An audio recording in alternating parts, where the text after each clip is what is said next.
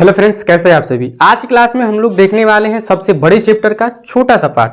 अब हमने ऐसा क्यों कहा, क्योंकि आपको पता है जैव प्रक्रम ये सबसे बड़ा चैप्टर है।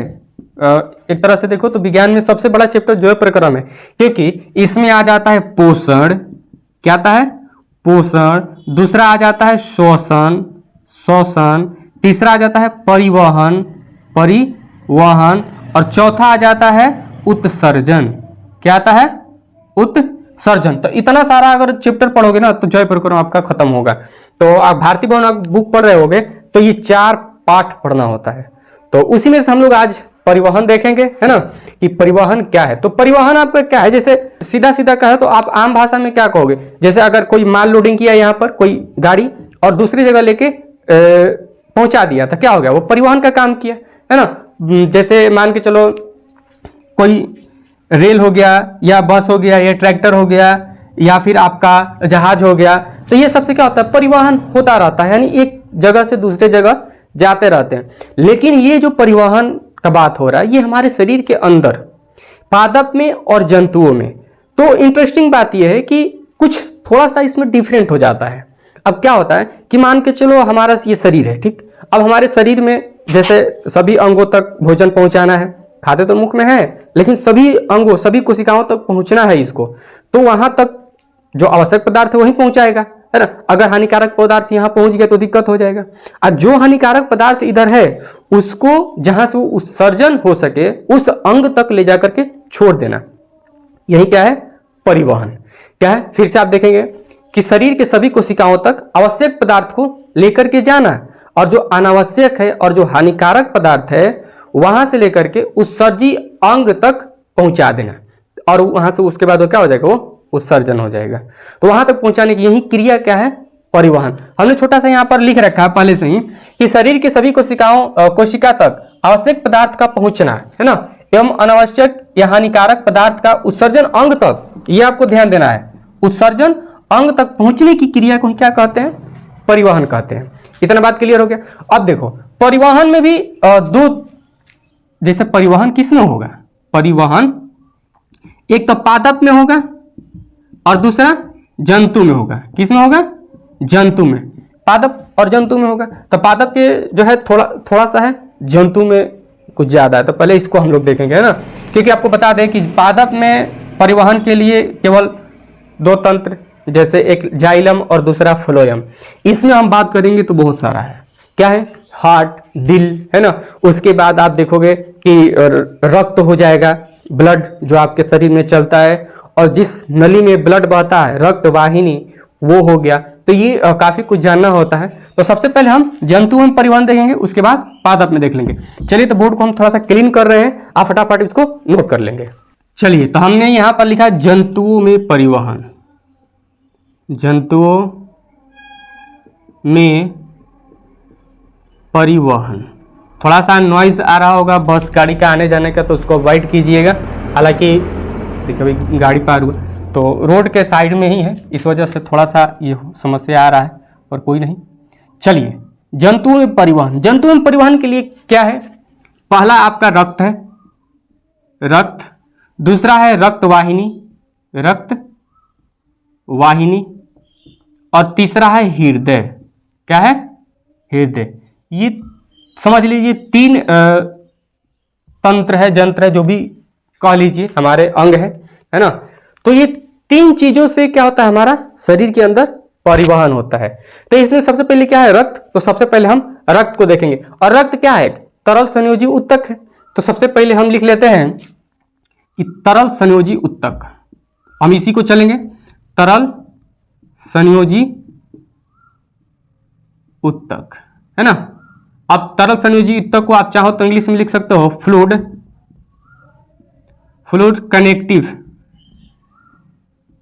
कनेक्टिव टिश्यू, है ना, आप लिख सकते हो। अब तरल संयोजी ऊतक जो है 2 तरह के होते हैं। क्या होते हैं, 2 तरह के। पहला क्या हो जाएगा हमारा, तो रक्त, और दूसरा हो जाएगा लसिका। तरल संयोजी ऊतक ये रक्त भी है और हमारा ये लसिका। रक्त क्या है, ब्लड हो जाएगा, ब्लड, और लसिका हो जाएगा लिम्फ। चलिए अब रक्त की बात करें तो रक्त में भी दो तरह के, एक तो हो जाएगा प्लाज्मा, क्या हो जाएगा प्लाज्मा, और दूसरा हो जाएगा आपका रक्त कणिका, रक्त कणिका। अब यहां से आपको ध्यान देना है, फटाफट आप कॉपी कलम लेकर के बैठ जाइए, है ना। पहला क्या, प्लाज्मा और ये रक्त कणिका। आप देख रहे हो कि ब्लड के अंदर कितने, दो पदार्थ, तो प्लाज्मा होता है 55%, कितना परसेंट, यानी सबसे ज्यादा ये, और रक्त कणिका होता है केवल 45%। अरे खाली देखो मत, कॉपी कलम लेके लिखा भी करो, है ना। चलिए तो ये प्लाज्मा हो गया, ये रक्त कणिका हो गया। प्लाज्मा के अंदर जो आप देख रहे हो ये केवल 95%, 100% में कितना, यानी कि सीधा सीधा आप कहोगे तो किसका भाग ज्यादा हो गया, तो प्लाज्मा का। अब प्लाज्मा के अंदर आप देखोगे तो 90% जो है वो जल होता है। सोचो, एक तो प्लाज्मा ज्यादा और उसके अंदर सबसे ज्यादा जल, तो ऐसे ही फ्लूइड हो गया, है ना, जल। अब आगे जो बचेगा ये हमारा 10% बच गया। 10% में आप देखोगे 3% तो हो जाता है हमारा अन्य कार्बनिक पदार्थ, जैसे ग्लूकोज हो गया, कार्बनिक पदार्थ वगैरह, तो लिख सकते हो अन्य कार्बनिक पदार्थ, है ना, कार्बनिक पदार्थ, सोडियम वगैरह, ग्लूकोज वगैरह। तो जो अशक होता है वो 3% के अंदर आ जाता है, और बाकी का जो है 7%, ये 3%, और बाकी का ये जो 7% देख रहे हो इसके अंदर आता है 3 गो प्रोटीन। कितना प्रोटीन, 3 प्रोटीन। पहला हो जाता है प्रोथ्रोम्बिन, प्रोथ्रोम्बिन।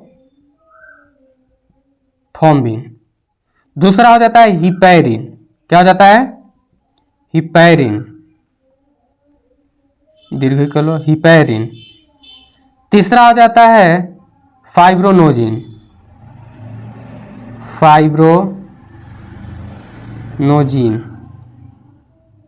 ध्यान देना। रक्त के अंदर कितना, प्लाज्मा 55%, रक्त कणिका 45%। प्लाज्मा के अंदर 90% जल है, और 10% में आपका 3% अन्य कार्बनिक पदार्थ हो जाएगा, और 7% में 3 गो प्रोटीन है, जो कि प्रोथ्रोम्बिन, हिपैरिन और फाइब्रोनोजिन। अब यहां थोड़ा सा समझो, प्लाज्मा जो होता है ये क्या होता है, क्षारीय होता है। कैसा होता है, क्षारीय। इसका पीएच वैल्यू कितना होता है, पीएच मान 7.4, और इसी के कारण रक्त का भी अगर कोई पूछे कि उसका पीएच वैल्यू कितना होता है, तो इसका भी 7.4 ही हो जाता है। और आपको पता है कि 7 से अधिक क्या होता है हमारा, क्षारीय, और 7 से कम क्या हो जाता है, अम्लीय। और ये जो प्लाज्मा है कलर में कैसा है, तो हल्का पीला होता है। कैसा होता है, हल्का पीला कलर का होता है। और आपने देखा कि ये तरल है, तो तरल है। अब देखिए, जैसे ही मान के चलो यहां पर एक फाइब्रोनोजिन है, ये करता क्या है कि आपने प्लेटलेट का नाम सुना होगा, और ये भी सुना होगा कि वो क्या करता है, थक्का बना देता है। अभी आगे हम देखेंगे, जस्ट इसके आगे देखने वाले हैं ना। तो उस प्लेटलेट के संग में फाइब्रोनोजिन चला जाता है, साथ में क्या करने, तो ब्लड को थक्का बनाने। आखिर ये करता क्या है जाके, तो आप देखोगे, मान के चलो हमारे यहां पर कट गया ना, तो ये ऐसे जाल जैसा बना लेता है। ऐसे क्या करता है, जाली टाइप का घेर लेता है, और बाकी का अपना प्लेटलेट्स काम कर देता है। तो ये हमारा उसके साथ चला जाता है ब्लड को थक्का बनाने के लिए। अगर ये जैसे ही जाता है तो हमारा कौन बच गया, ये दोनों बेचारा बच गया। अब ये बेचारा बच जाता है तो इसको कहते हैं सीरम। क्या कहते हैं, सीरम। तो क्वेश्चन पूछता है, हम आपसे पूछ रहे हैं क्वेश्चन कहता है कि सीरम कहलाता है। ऑप्शन ए है फाइब्रोनोजिन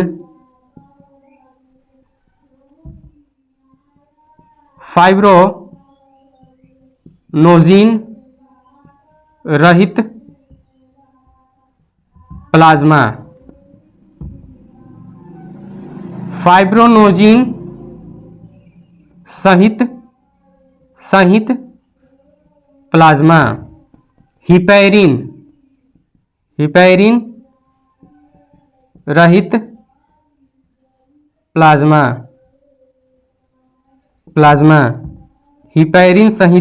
हिपैरिन सहित प्लाज्मा। अब आप कंफ्यूज हो गए हो। कैसे कंफ्यूज कि सर ये रहित सहित ये सब क्या है, तो रहित सहित देखो ये क्या होता है ना कि सहित मतलब साथ में, रहित मतलब उसके बिना। जैसे आपने चाय पी रखा होगा, नहीं पिया तो जाके पी लो ना, 2 रुपये के चाय और 5 रुपये के चीनी, चाय तैयार। और मतलब सबसे ज़्यादा फेवरेट होता है भाई, है ना, चाय। तो चाय आप पीते हो तो कुछ लोग शहर में देखे हो ना तो गजब करता है, वो सब चीनी बाहरी से डालता है, देखिए सब भर गया है। ये थोड़ा सा समस्या होता रहता है, अगर आप का सेटअप कुछ बढ़िया से नहीं है तो आपने देखा कि कितना गर्दा भर गया इसमें। चलिए पर कोई बात ना। चाय कुछ शहर में कुछ ऐसा करता है सब कि चीनी अलग से मिलाता है, पता नहीं। हमारे घर पे अगर बिना चीनी के चाय बना दो तो लोग बोलने लगते हैं ना कि कैसा चाय है, इसमें चीनी ही नहीं है। अब कहोगे कि लीजिए अलग से ऊपर से चीनी डाल लीजिए, लेकिन पता नहीं अलग से चीनी मिलाता है कि 1 चम्मच चीनी डालने के 2 चम्मच। खैर वो सब छोड़ दीजिए, है ना। तो आपने चाय बनाया, अगर इसमें चीनी डाल दिए हो तो कहोगे चीनी सहित, चीनी सहित चाय। अगर चीनी आपने नहीं डाला है तो क्या कहोगे, चीनी रहित चाय। तो रहित सहित समझ में आ गया। सहित मतलब कि उसके साथ है और रहित मतलब उसके बिना है, यानी कि उसके साथ नहीं है। चलिए तो यहाँ पर क्या है, फाइब्रोनोजिन रहित प्लाज्मा। रहित का मतलब साफ साफ पता चल रहा है कि फाइब्रोनोजिन प्लाज्मा के साथ नहीं है, फाइब्रोनोजिन प्लाज्मा के साथ नहीं है। तो आपको पता है कि फाइब्रोनोजिन जैसे ही चला जाता है तो फाइब्रोनोजिन तो नहीं रहा, तो इसी को क्या कहेंगे, इस प्लाज्मा को सीरम कहते हैं। फाइब्रोनोजिन सहित प्लाज्मा, तो ये तो सीरम है नहीं क्योंकि उसको साथ है अभी, हेपेरिन का तो लेना ही नहीं है। तो क्या ये बात आपको क्लियर हो गया? तो आप फटाफट इसका स्क्रीनशॉट ले लें। हम अब बात करेंगे रक्त कणिका के। रक्त कणिका में 3 गो, रक्त कणिका में कगो 3 गो। पहला लाल रक्त कणिका, लाल रक्त कणिका, लाल रक्त कणिका। दूसरा आ जाएगा श्वेत रक्त कणिका, श्वेत रक्त कणिका, ठीक है। अगला है हमारा ये है प्लेटलेट, क्या है, प्लेटलेट्स। ध्यान दीजिएगा, प्लेटलेट्स है। अब देखिए लाल रक्त को क्या कहते हैं, आरबीसी। क्या नाम है ना, केबीसी, आरबीसी, पता नहीं क्रिकेट मैच में भी ऐसा नाम है। और श्वेत रक्त कणिका क्या है, डब्ल्यूबीसी, डब्ल्यूबीसी। आप प्लेटलेट्स को ना बिम्बाणु कह सकते हो, क्या कह सकते हो, या पट्टिकाणु भी कहते हैं, पट्टिकाणु, पट्टिकाणु इसका ये हिंदी नाम है। और ये प्लेटलेट नाम क्या है, इंग्लिश ही है। अब ये इंग्लिश में आप देखोगे ना तो रेड ब्लड सेल को रेड ब्लड सेल भी कहते हैं, लेकिन रेड ब्लड कार्प सेल भी है।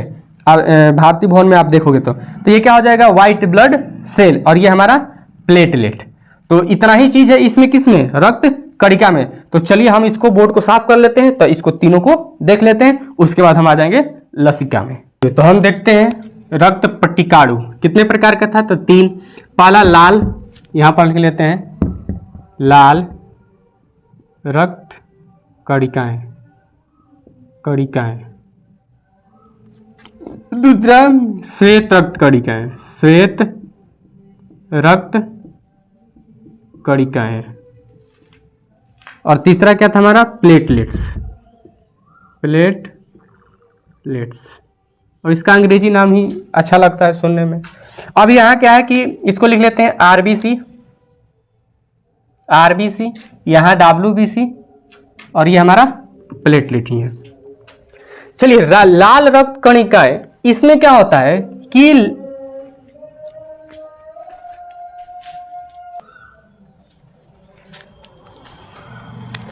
अब ये कलर में लाल होता है। लाल होने का कारण क्या है, तो हमारा हीमोग्लोबिन। आप ध्यान से देखेंगे हीमोग्लोबिन,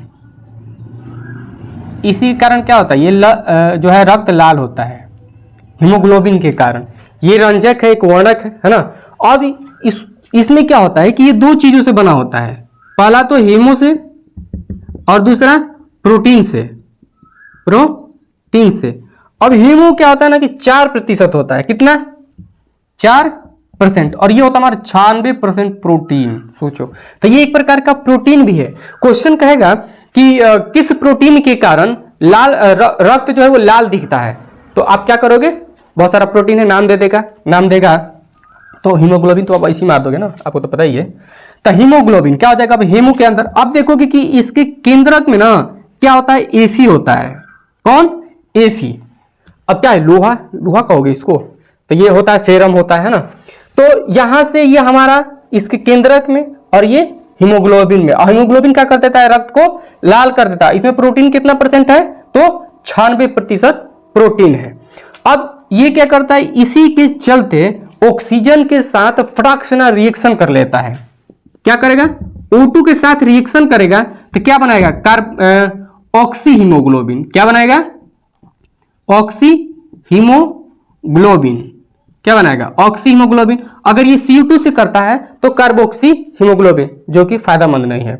अब आप देखोगे कि ये जो हीमोग्लोबिन है बड़ा अजीब व्यक्ति है। इसको कार्बन मोनोऑक्साइड का आप नाम सुने होंगे, जिसको कहते हैं CO। आपको बताते हैं कार्बन मोनोऑक्साइड, कार्बन मोनोऑक्साइड। अब इसको क्या है ना कि CO इससे हीमोग्लोबिन बहुत जबरदस्त वाला प्यार करता है, और इसको जैसे ही इसके क्या कहते हैं एरिया में आता है ना तो इसको खींच लेता है। जैसे होता है ना कि अगर आप जिसको चाहते हो उसके इर्द गिर्द आओगे तो आपके अंदर एक हलचल पैदा हो जाता है। तो उसी तरह से जैसे ही ये हीमोग्लोबिन इसके इर्द गिर्द में आता है तो इसके अंदर हलचल पैदा हो जाता है, आप तड़फड़ाने लगते हो। आप देखोगे कि अगर आपके घर में ही अगर धुआं उठ जाता है, ये अक्सर तब होता है जब हम तो हैं बिहारी, और बिहारी को क्या पसंद होता है ज्यादा, लिट्टी चोखा। तो जब लिट्टियां बनाते हो तो उस समय धुआं निकलने लगता है। कब, जब गोईठा को आप ऐसे करते हो ना, उसमें लगाते हो तो वहां से धुआं निकलता है, तो आप तड़फड़ाने लगते हो। पता है ना क्यों? क्योंकि ये कार्बन मोनोऑक्साइड है। कौन है? Carbon monoxide. अब ये कार्बन मोनोऑक्साइड वो होता है जो मतलब कोई चीज अगर जो जलने वाला पदार्थ है वो पूरी तरह से ना जला, उससे तो धुआं निकलता है, वही कार्बन मोनोऑक्साइड है। तो वो बहुत ज्यादा हीमोग्लोबिन को पसंद है और इसको क्या करता है, ये खींचने लगता है, तो आप तड़फड़ाओगे ही। तो चलिए, इतना बात समझ में आ गया। कार्बन मोनोऑक्साइड के टच मत रहना, हीमोग्लोबिन के चक्कर में आप मारी जाओगे। ये तो जानबे नहीं करेगा कि आप क्या हो, आपको छोड़ के हीमोग्लोबिन को लागेगा खींचने, तो फिर आप खींचा जाओगे। चलिए, तो हम आते हैं इधर। ये आपसे पूछे कि लाल जो रक्त कणिका है वो किसके वजह से लाल होता है, तो आप क्या कहोगे, हीमोग्लोबिन की वजह से। बहुत ही सुंदर। इसका साइंटिफिक नेम क्या होता है, अगर हम यहाँ लिख दें, जिसे वैज्ञानिक नाम कहते हैं ना, तो क्या होता है, एरिथ्रोसाइट। एरिथ्रोसाइट। आप इसको याद रखोगे क्योंकि ये हमको तो नहीं लगता कि मैट्रिक में पूछेगा, लेकिन आगे अगर आप कोई भी चीज तैयारी करोगे या अदर बुक्स देखोगे तो हो सकता है ये पूछ सके, है ना। एरिथ्रोसाइट होता है, अर्थ्रोसाइट होता है। उच्चारण के तौर पे आप कुछ लोग कुछ भी बोलते हैं, क्योंकि इसका जो इंग्लिश नेम होता है ना वही सब जगह सही चलता है, तो इस वजह से इसको आर्थ्रोसाइट भी हो जाता है, एरिथ्रोसाइट भी हो जाता है, कोई दिक्कत की बात नहीं। दूसरा क्या है कि ये इसके अंदर ना जो आरबीसी है, आरबीसी के अंदर केंद्रक नहीं पाया जाता है, तो ये केंद्रक विहीन होता है। क्या होता है, केंद्रक विहीन होता है। केंद्रक विहीन होता है, यानी इसके अंदर केंद्रक ही नहीं पाया जाता है। सोचो, अब इसका आकार की बात करें कि आखिर ये लाल रक्त कणिका दिखता कैसा है, तो दिखता है आपका उभयावतल होता है। कैसा होता है, उभयावतल। आप इसको इंग्लिश में लिखना चाहोगे तो लिख सकते हो बाइकनकेव। बाइकनकेव कहने का मतलब आप ऐसे समझो, हम क्या बताएं, ये मान के चलो ये दोनों तरफ से ऐसे है और गोल गोल समझ लो, और बीच में ऐसे धस जाए, दोनों तरफ से, इधर से भी धस जाए और इधर से भी धस जाए, तो वही क्या होता है हमारा, उसी के जैसा आरबीसी दिखता है। आपको यहाँ पर इमेज डाल देंगे, आप देख लीजिएगा। तो इसका आकार कैसा हो गया, उभयावतल। अब अगर हम इसमें बात करें इसका जीवन काल, तो इसका जीवन काल जो होता है ना वो 120 दिन का होता है। कितना, 120 दिन का। अब आप पूछोगे कि सर 120 दिन तो ठीक है, लेकिन ये आखिर जन्म कहाँ से लेता है, हमारे शरीर में इतना ब्लड बनता कैसे है, क्योंकि हम ब्लड तो पीते नहीं, खाते नहीं, तो आखिर ये ब्लड बनता कहाँ से है। तो आप देखोगे कि अस्थि मज्जा क्या होता है। अस्थि मज्जा क्या है आपको बताएं, जैसे मान चलो सबसे ज्यादा क्या होता है, जहां ये मोड़ होता है ना वहां ज्यादा अस्थि मज्जा होता है, तो ब्लड वहां ज्यादा बनता है। जैसे ये घुटना हो गया यहाँ पर, अब क्या पैर उठाए पूरा, तब देखोगे घुटना तो आपको दिख रहा है ना, पता चल ही रहा है। अब यहाँ और इसके अंदर आप हड्डी देखोगे ना, आप मुर्गा तो खाए हो ना जी, तो मुर्गा जो अगर खाए हो तो मुर्गा के आप यह मान के चलो हड्डी है, क्या है, कैसे बना है, ठीक तो है, चलो ये हड्डी हो गया। हड्डी के अंदर देखोगे ना तो ऐसे ऐसे जाली लिखा रहता है, ऐसे जाल जैसा बना रहता है ना। तो इस जाली के अंदर भी आप देखोगे ना तो अजीब टाइप का पदार्थ होता है, वही क्या अस्थि मज्जा, क्या होता है अस्थि मज्जा, और उसी के अंदर क्या होता है ये आरबीसी या ब्लड का लो, पूरा रक्त क्या होता है हमारा तैयार होता है, और ये 4 दिन का प्रोसेस लेता है, 4 दिन के अंदर ये तैयार होता है, और ये कितना दिन तक जीवित रहता है तो 120 दिन, और ये फिर मर कहाँ जाता है तो प्लीहा में जाकर के मर जाता है। अब ये मरता क्यों है, क्योंकि 120 दिन जाते जाते ना ये बूढ़ा हो जाता है, क्या हो जाता है बूढ़ा हो जाता है। तो आप बताओ, मान के चलो कोई ऐसा चीज है जहां से ये गुजर रहा है, क्या हो रहा है गुजर रहा है, तो जब तक जमा नहीं है तो फान कर चला जाएगा, और बुढ़िया जाएगा तो फिर कैसे जाएगा, यहीं पे लुढ़क जाएगा, तो अब लुढ़क गया तो मर गया उसी में, और उसी में उड़ा जाएगा, उसका डेड बॉडी क्या हो जाएगा, उठाएगा डब्लू चले जाएगा, फेंक देगा बाहर।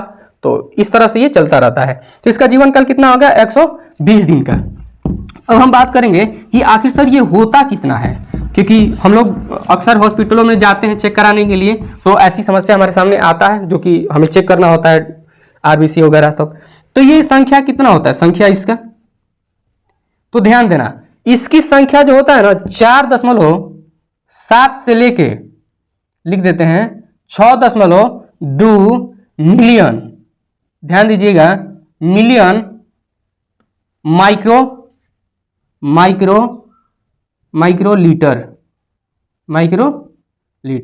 इतना इसका संख्या होता है। ये वयस्क मनुष्य कहने का मतलब कि 18 से पार, मतलब जवान हो तब। अब देखना एक चीज आपको बताने वाले हैं, उसको बुरा मत मानना है ना, क्या है कि ये पुरुष के लिए है, किसके लिए है पुरुष के लिए। आप महिला में देखोगे ना तो बड़ा गड़बड़ काम है। महिला में अगर हम यहाँ पर लिख देते हैं फिर मिटा देंगे, महिला में यानी कि फीमेल लिख देते हैं ना, फीमेल में 4.2 से 5.1 तक होता है, सोच लो।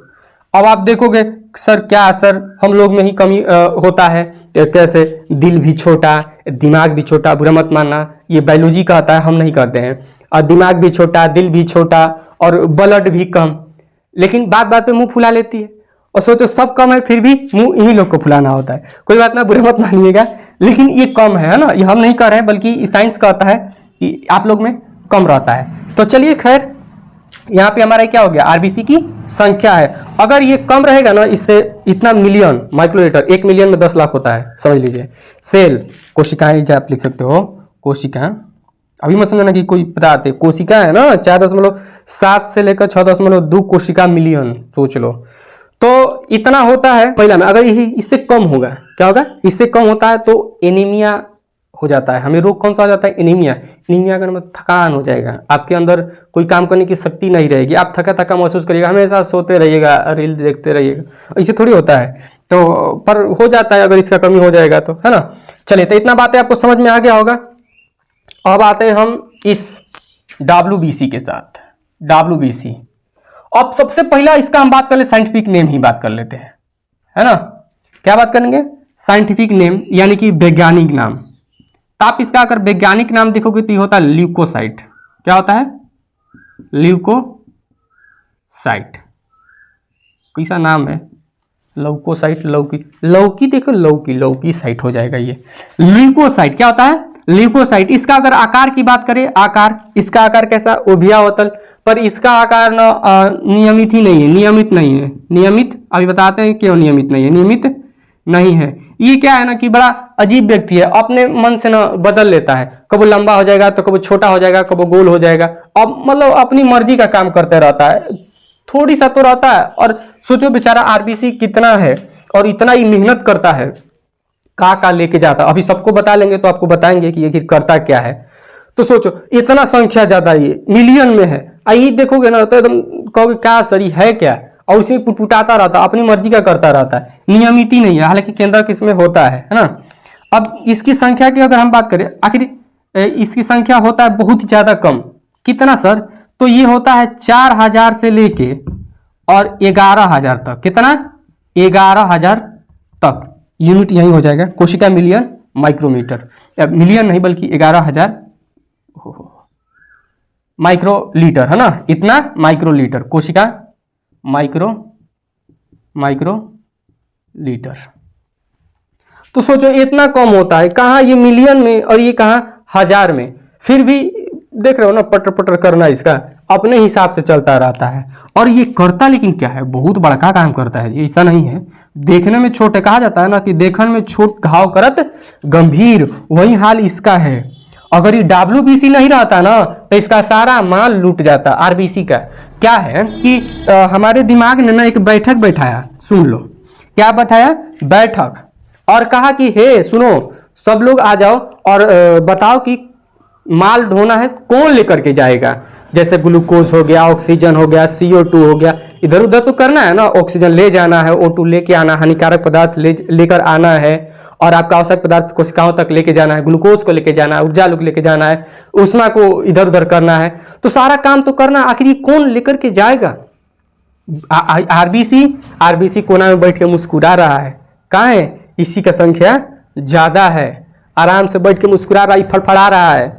तो दिमाग भले बैठा है लेकिन किसको सौंप दिया गया, इसको सौंप दिया गया कि तुम ही लेकर के जाओगे। तो ये बेचारा क्या करता है, ग्लूकोज को लेकर के जाता है हमारे शरीर के हर एक कोशिकाओं तक, फिर ऊष्मा को भी मेंटेन करता है, फिर आपका CO2 को भी लेके जाता है, O2 को लेकर के आता है, तो बहुत कुछ करता है। आखिर ये सब मान के लेके जा रहा है हेले से। चलो हम आपको बताएं कि यहाँ से RBC जा रहा है, अतल हेजा कुछ काट दिया तो फटाक से ना माल क्या कर देगा बाहर, तो आप भी मर जाओगे।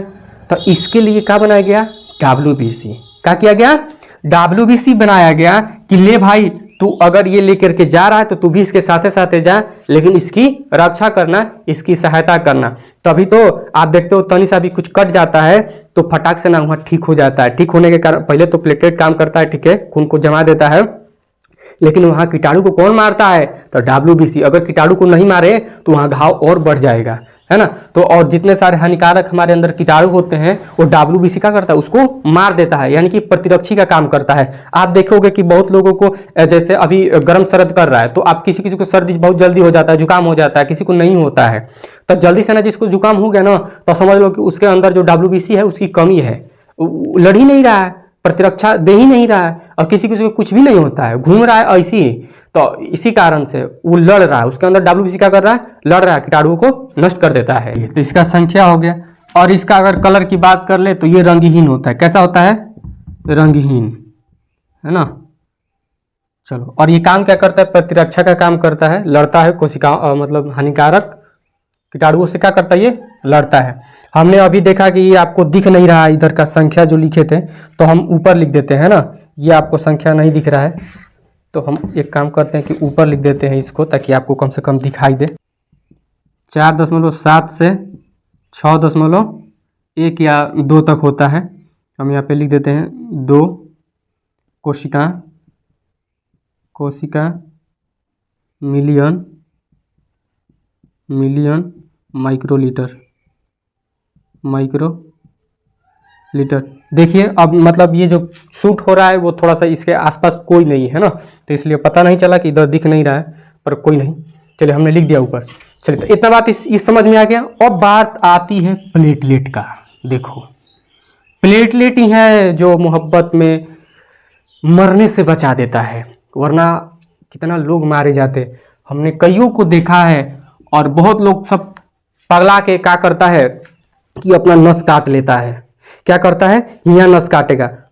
लड़की सब चनाक होती है, वो क्या करके ऊपरे वाला काटेगी, लड़का सब पूरा एकदम कस के काट लेगा और काम उसका तमाम हो जाएगा, है ना। आप देखोगे एक सीरा होता है, नीचे इसका धमनी होता है, और धमनियाँ कट गया ना तो ये प्लेटलेट भी कुछ नहीं कर पाएगा। इसका औकात नहीं कि आपको फिर बचा लेगा, लेकिन सब क्या करती है, सीरा काटेगी, ऊपरे से तनी सा काट लेगी और दिखाएगी, लो कट गया है, और स्टेटस भी लग जाएगा कि हाँ कट गया है, और आप टेंशन में हो जाओगे। तो ऐसा नहीं सोचना है ना। तो प्लेटलेट वो काम कर देगा अपना, ऊपर के काटोगे तो प्लेटलेट क्या करेगा, उसको थक्का बना करके आपको कुछ नहीं होने देगा, और अंदर का कटेगा तो बड़ी दिक्कत है। अभी क्या करता है प्लेटलेट, पट्टिकाणु बिम्बाणु बड़ा डेंजर चीज है। अब इसका पहले साइंटिफिक नेम देख ले, तो साइंटिफिक नेम इसका होता है थ्रोम्बोसाइट। क्या होता है, थ्रोम्बोसाइट लिख देते हैं, थ्रोम्बोसाइट, ठीक है, डॉट डाल दिए। और इसका काम क्या है, खून को थक्का बनाना, ब्लड यानी कि रक्त का थक्का बनाना, इसका ये काम है प्लेटलेट का। जैसे आप मान के चलो ब्लड ऐसे अगर ये नहीं होता तो सब लड़की सब यहाँ हाथ काट लेती है अपना, और काट के इसी पड़ जाएगी तो सारा ब्लड एक हो जाएगा बाहर, फिर पड़पड़ाते रहिए, हो गया आपका काम। तो ये क्या करता है प्लेटलेट, फटाक से ना जैसे ही कोई कटा और दौड़ते हुए आएगा, अरे आरबीसी बाहर जा रहा है, आरबीसी बाहर जा रहा है, फटाक से ना आएगा, फिर फाइब्रोनेजिन क्या करेगा, जाल बनाएगा और जो प्लेटलेट है पूरी तरह से उसको ढक लेगा और उसको क्या करेगा, थक्का बना देगा। आप देखोगे कि यहाँ अगर कोई कर जाता है थोड़ा सा, तो कुछ देर के बाद एक बूंद ब्लड बाहर आएगा, उसके बाद वो जम जाएगा और जम के इसे कला टाइप का इसे बैठ जाएगा, फिर ब्लड बाहर नहीं आएगा और धीरे धीरे वो हो जाएगा, खत्म हो जाएगा। फिर आरबीसी अपना काम करके कीटाणु को मार करके यहाँ फिर कोशिका डिवीजन हो जाएगा और आपका फिर ठीक हो जाएगा। तो इतना काम करता है। और प्लेटलेट इतना इसकी संख्या जो होता है, जैसे होता है 1.5 लाख का हो, 1.5 लाख से 4.5 लाख तक, 1.5 लाख से 4.5 लाख तक, इसको आप याद रखोगे। क्योंकि आप कहीं जांच कराने जाते हो तो इसका बड़ा दिक्कत होता है, क्योंकि मान के चलो अगर आपका ऑपरेशन ही होने वाला है, तो ऑपरेशन होने वाला है ना, तो इसका बड़ा भूमिका होता है। प्लेटलेट आपका ठीक रहना चाहिए, प्लेटलेट और शुगर, ये दो चीज़ तो एकदम आपका ठीक होना चाहिए, तब जाके वो ऑपरेशन भी करेगा, वरना नहीं करेगा। अब मान के चलो किसी का प्लेटलेट 1 लाख है, उसको थक्का बनाने का है ही नहीं है उसमें क्षमता, और मार दिया ऑपरेशन, फटाक से ना ब्लड बह ही रहा है, तो फिर तो आप मर जाओगे, कोई नहीं बचा पाएगा, क्योंकि काम है प्लेटलेट का। तो इस तरह से इसकी संख्या होती है। इसका वैज्ञानिक नाम क्या होता है, थ्रोम्बोसाइट। लेकिन थोड़ा सा इसमें क्या छूट गया हमारा कि ये जीवन काल है ना, अगर इसका जीवन 120 दिन का है तो इसका भी तो जीवन होगा, प्लेटलेट का भी तो जीवन होगा। तो हाँ बिल्कुल इसका जीवन है। क्या है इसका जीवन, क्या है कि इसका अलग अलग है, क्योंकि ये साइज में भी अलग अलग तो होता है ना, इसका नियमित नहीं है। आकार क्या है, नियमित नहीं है। आकार क्या, आकार नियमित नहीं है भाई, तो आकार नियमित नहीं है ना।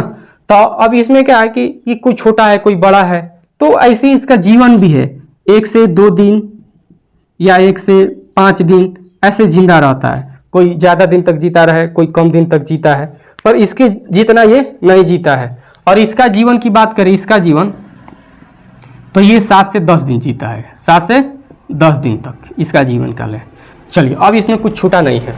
अब हम बात करेंगे कार्य के बारे में। किसके बारे में, कार्य के बारे में। तो कार्य के बारे में बात करने से पहले हम इसको घेर लेते हैं ताकि आपको स्पष्ट रूप से यहाँ पर पता चले। उसके बाद हम लोग लसिका पे आ जाएंगे। पहला क्या है कि CO2 O2 का परिवहन, CO2 और CO2 का परिवहन है ना। फिर है हमारा ऊष्मा का परिवहन, ऊष्मा का परिवहन, ये ऊष्मा का संतुलन में भी काम करता है रक्त, है ना। उसके बाद ग्लूकोज का परिवहन, ग्लूकोज का परिवहन, ग्लूकोज का परिवहन।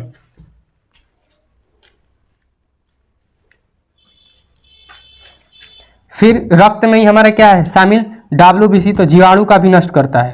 तो हम लिख सकते हैं जीवाणु का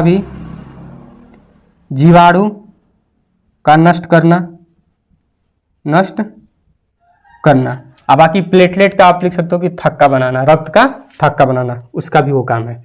चलिए तो फटाफट अब इसको नोट कर ले। उसके बाद हम किस पे आ जाएंगे, लसिका पे।